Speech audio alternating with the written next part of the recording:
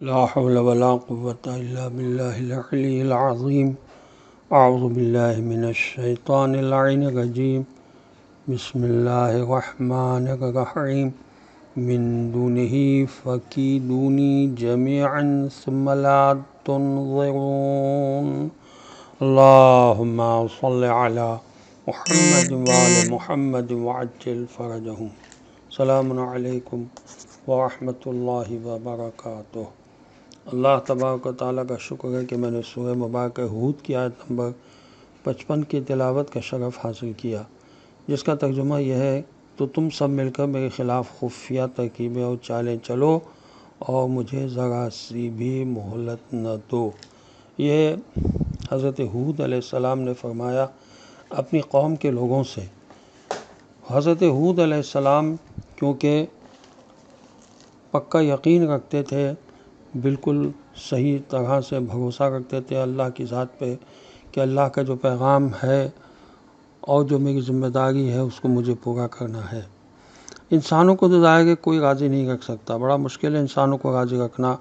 یہ تو نہیں ہو سکتا کہ انسانوں کی مرضی کے مطابق جو وہ چاہیں وہ ہو جائے. حضرت امام جعفر صادق علیہ السلام کی حدیث بھی ہے بحر الانوار کی جلد 70 صفحہ 4 پہ. علقمہ نے حضرت امام جعفر صادق علیہ السلام کی خدمت میں لوگوں کی باتیں کرنے کی شکایت کی تو آپ علیہ السلام نے فرمایا انسانوں کو کوئی راضی نہیں رکھ سکتا اور ان کی زبان بند نہیں کی جا سکتی.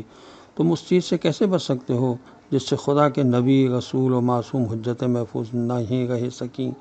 کیا لوگوں نے ہمارے پیغمبر حضرت محمد صلی اللہ علیہ وسلم کی طرف اس بات کی نسبت نہیں دی کہ آپ صلی اللہ علیہ وسلم معاذ اللہ دیوانے ہیں، شاعر ہیں، اور اوصیاء پیغمبر علیہ السلام کے بارے میں تو اس سے بھی بڑھ کر باتیں کی؟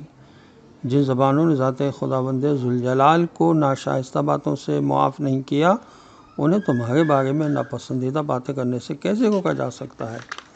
اس طرح بحر الانوار کی جلد 77 صفحہ 234 پر حضرت علی علیہ السلام کی یہ حدیث ہے کہ حضرت امیر المومنین علی علیہ السلام کی وصیت اپنے فرزند ارجمند کو حضرت امام حسن مجتبیٰ علیہ السلام کے نام خط لکھا، وصیت لکھی. تم اس قوم سے کیا توقع رکھ سکتے ہو کہ اگر تم عالم ہو تو وہ تمہاری عیب جوئی کریں گے، عیب جوئی نہ کریں؟ اگر تم بے علم ہو تو وہ تمہاری رہنمائی نہ کریں؟ اگر تم علم طلب کرو تو کہیں کہ تکلف سے کام لیتا ہے اور خوامخواہ کے لیے غور و خوض کر رہا ہے. اگر طلب علم چھوڑ دو تو کہیں گے کہ درماندہ و کن ذہن ہے. اگر اپنے رب کی عبادت کرنے لگو گے تو کہیں گے کہ کئی تصنع سے کام لے رہا ہے اور معاذ اللہ ریاکار ہے. اگر خاموشی اختیار کرو گے تو کہیں گے اس کی زبان میں لکنت ہے. اگر بولو گے تو کہیں گے بہت باتونی ہے. اگر خرچ کرو گے تو کہیں گے فضول خرچی کر رہا ہے. اگر میانہ روی اختیار کرو گے تو کہیں گے کنجوس ہے. اگر ان کے ہاتھوں میں موجود چیز کی طرف احتیاج پیدا کرو گے تو تم سے ایک طرف ہو جائیں گے اور تمہاری مذمت کریں گے. اگر تم ان کی پرواہ نہ کرو گے تو تم پر کفر کے فتوے لگائیں گے. یہ ہے تمہارے زمانے کے لوگوں کی کیفیت، اور یہ ہر زمانے کے لوگوں کی کیفیت یہی ہوتی ہے. سنی شیعہ دونوں طریقوں سے روایات نقل ہوئی ہیں، جن میں قرآن کی آیت کی تفسیر حضرت علی علیہ السلام ان کے شیعوں کے متعلق ہوئی ہے.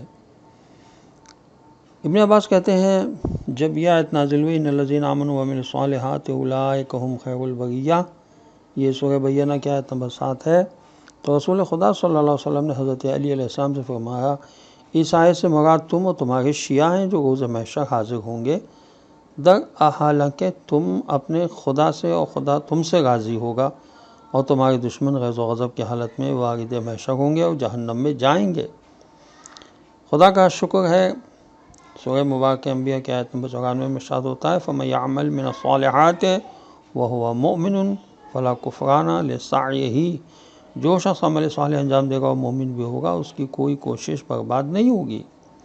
ایمان کی پہچان کے بارے میں حضرت علی علیہ السلام فرماتے ہیں، یہ غرر الحکم کی حدیث ہے جس کا نمبر ہے 873، کہ عمل خالص ایمان ہی کا نتیجہ ہوتا ہے.